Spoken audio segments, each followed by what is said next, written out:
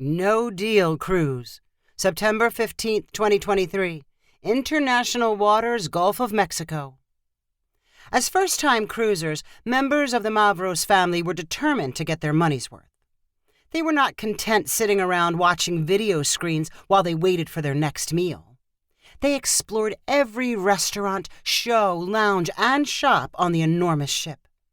When they wandered past a theater staging a version of the game show Deal or No Deal, they eagerly squeezed through the doors before they closed. Adult daughters, Cynthia and Grace, and their parents found seats in the back row. The semicircular theater held 1,000 people and was sloped so that the stage was clearly visible at the lowest elevation. Most of the crowd was lured inside by the chance to win real money. "I know this game. I've seen it on TV," Mr. Mavros said to his wife and daughters. "It's the one where you pick the briefcases and the banker calls and offers you money." Cynthia was a big fan of all games and had an eye for detail. She began pointing out how the ship's version was different than the one on TV. "They've only got 20 briefcases instead of 26. On the show, they have girls carrying the briefcases. Here they have them attached to a wall. I'm sure that's because they didn't want to pay 20 girls to stand there with briefcases." "But we could still win a lot of money if they picked us to play," Mr. Mavros said. "Depends on how much they say is in the cases," Cynthia replied. "I doubt it's as much as on the real show." Cynthia was typically content to keep her opinions to herself, but she loved thinking about numbers and strategy and had obviously spent time analyzing Deal or No Deal. As she spoke to her family about risks, rewards, and probabilities, her voice rose from a whisper to a soft shout. "The most pitiful thing you'll see is when someone picks a briefcase and sticks with it until the bitter end. It doesn't make any sense, but they think their briefcase has the highest possible value. And then they go home with nothing. People are so dumb. When we see that happen tonight, we should throw the contestant overboard." "Overboard? Don't you think that's a little harsh?" Grace asked her sister with a laugh. "Okay, maybe not overboard, but at least they should be thrown into a pool." The theater lights over the audience dimmed when the lights near the stage came to life. LEDs flashed and made geometric patterns around the 20 briefcases attached to the stage's back wall. A man wearing a tuxedo appeared with a woman wearing a red ball gown covered in sparkly sequins. They introduced themselves as the host and hostess for the game. Their teeth glowed so brightly they looked as if they swallowed the flashlights. "Who's ready to win some real money?" the host shouted into a microphone, whipping the crowd into a frenzy. He walked to a laptop resting on a podium and announced, "Our computer will randomly pick our first player." With the touch of a button, a section, row, and seat number were displayed on video screens throughout the theater. Everyone in the audience scrambled to find their seat designation before a man stood up with raised hands. The host called for him to come to the stage. The man scooted down his row and then jogged down an open aisle. He wore shorts and flip-flops, and his bald head was sunburned. When he reached the stage and stood next to the formally dressed host, the sunburned man looked out of place, but he was too excited to care. With another click on the computer, the video screens showed the monetary values available in the 20 cases. They started at $2,000 and went down to 1 cent. In a matter of seconds, Cynthia did the math in her head and quickly said to her family, "The average value is $243. If he's ever offered over $243, he should take it. That's what someone using their brain would do." Down on the stage, the host gave the sunburned contestant a simple explanation of the game's rules.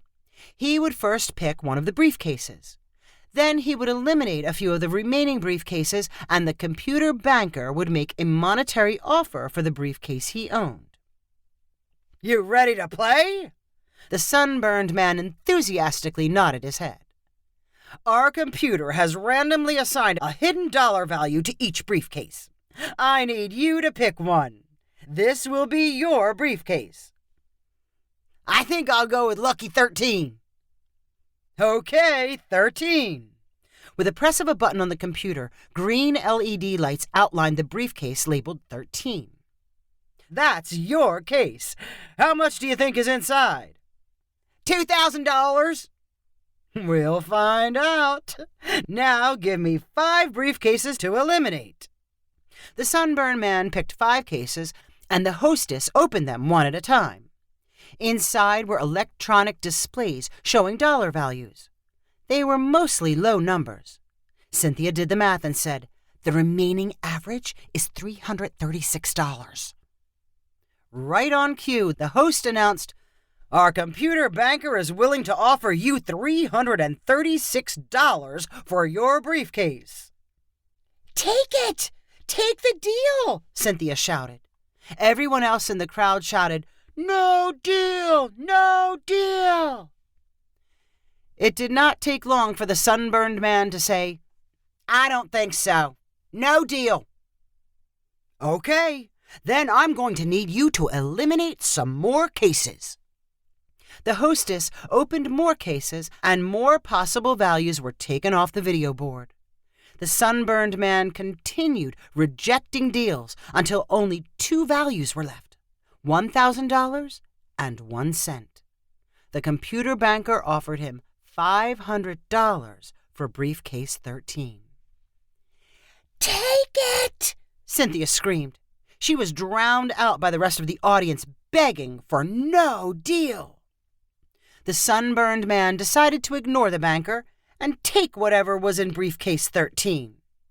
The hostess slowly opened it, squeezing the maximum suspense from the moment. The electronic display showed 1 cent.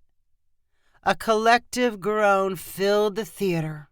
The Sunburned Man grabbed his head with both hands and fell to his knees in disappointment. The host tried to hand him a penny, but he refused it before returning to his seat in humiliation. "Let's turn things around," the host shouted into the microphone. "Come on, let's pick our next contestant and give away some big money." The theater held its breath in anticipation. A new section, row, and seat were displayed. Cynthia looked down from the video screen to see her family members pointing at her. "It's you! It's you!" Grace shouted. "Me? I don't want to go up," Cynthia shyly answered. "You have to! You know exactly how to play. It'll be easy for you." "You'll have fun!" Cynthia's mother shouted. Cynthia reluctantly stood up as the people seated around her clapped and cheered. She tiptoed out her row and kept her head down as she walked to the stage. "Welcome! What's your name? Where are you from?" the host called. Cynthia looked up to realize the stage's spotlights and the host's white teeth produced a glare like the noonday sun. She mumbled her name and hometown. "I'll need you to speak into the microphone," the host said with a friendly smile. "Any questions about the game?" "No." "What's the most money you've ever won before?" "0. "Let's change that. The computer has randomly changed the values inside all the briefcases. I need you to pick your case." Cynthia's mind was idling. If she was not on stage in the blinding lights, she may have reminded herself that logically, it did not matter which case she chose. They each had the same probability for having the highest money value. But now she could barely remember how to count to 20. The only number which came to mind was 13, the same one picked by the Sunburned Man. 13. 13 again? Is that a lucky number for you? No. I don't know. The host chuckled at how flustered Cynthia looked. "Okay, give me 5 cases to eliminate."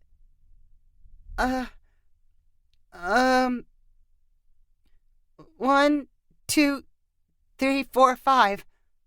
The host chuckled again. The hostess opened the first 5 cases, revealing $50, $5, 1 cent, $20, and $100. "Okay, here's your first offer from the computer banker. $313. Cynthia could not remember what she was supposed to do. Was it something involving averages? Averages of what? The entire audience shouted, No deal! She looked at the video monitor and saw $2,000 still displayed. No deal. Cynthia chose more briefcases to eliminate, and the friendly host gushed about what a great job she was doing. With each new briefcase opened, she liked the applause a little more. She could distinguish people calling her name in all the shouted noise. $2,000 stayed on the board. Her fear was replaced by excitement. She began to hop up and down. We now only have 2 cases left. Your briefcase, number 13, and briefcase 20. Your briefcase either has $2,000 or $10 inside. Here's the final offer from the banker. $1,005. Cynthia smiled and hopped. She heard her name and "No deal" shouted from the crowd. Think carefully. That's a lot of money. Do you want the deal or your briefcase? Cynthia could feel her heart banging against her chest as she said, My briefcase. Open it up, the host shouted. The hostess popped the latch. The electronic display read $2,000. Cynthia's screams were lost in the noise of the theater. She switched from hopping to jumping and repeated, I've never won anything before, as the host counted 20 $100 bills into her outstretched hands. What are you going to do with the money? The host asked. Cynthia did not bother to answer. She jumped from the stage, waving her money-filled hands. Then she found the open aisle that led all the way to the exit doors. She ran, screaming, all the way out of the theater. Cynthia's family did not hesitate. As soon as she ran past them, they hurried out of their seats to follow. She had a good head start, but they simply trailed her from the sound of her screaming. By the time they reached her, she was dancing next to one of the ship's outdoor pools, her arms in the air. What do we do? Mr. Mavros asked. She looks like she robbed a bank. Grace suddenly rushed toward her sister and pushed her into the pool. Cynthia splashed under the water and then came up sputtering. $100 bills floated around her. The shock abruptly ended Cynthia celebrating. She focused on collecting her wet money before paddling to the pool's edge and hefting herself out to the deck. What did you do that for? Mrs. Mavros shouted at Grace. I was only doing what she wanted. It was her idea to throw anyone who held onto their briefcase into the pool. Cynthia pulled wet strands of hair away from her face. Grace did the right thing, she said in a voice that made her sound like her normal self. I was insane. I needed to get wet. She looked at the soggy bills in her hands. I want to dry these out and deposit them in my ATM before I do something else crazy with them. You sure you're okay? Her dad asked. I'm fine. But do you know what the probability is for doing something wasteful with money you win? Her family smiled. The Cynthia they knew was definitely back.